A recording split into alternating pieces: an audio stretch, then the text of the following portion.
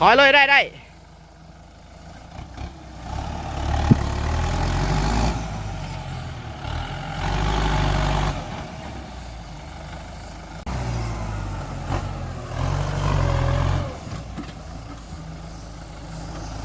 รถค่าพี่น้องไทยสำนึกกับค่าฝนตกมาใหม่ๆเด้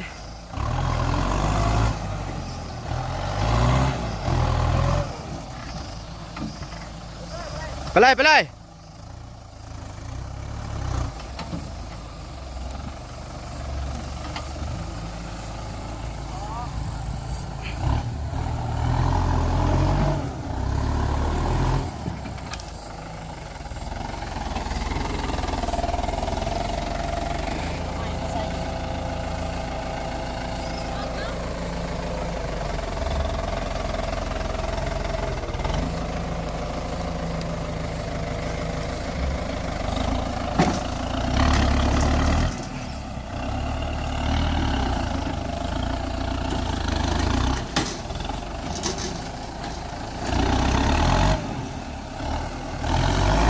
อยู่บาทเลยแหกคักและบาทเลย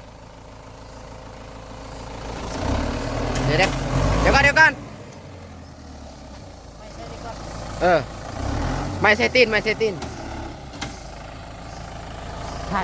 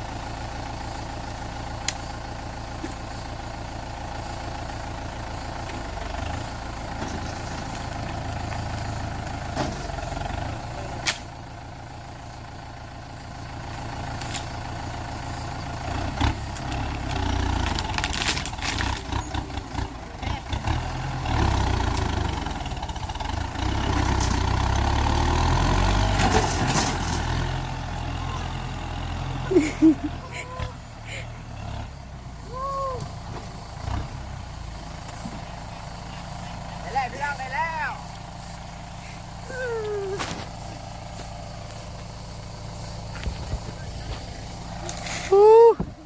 สามสิได้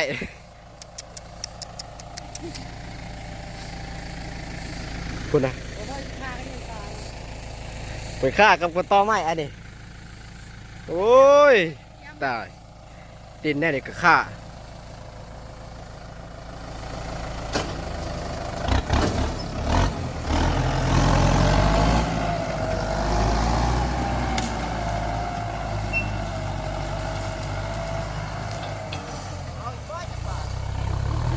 อแล้วเมื่อยแล้ว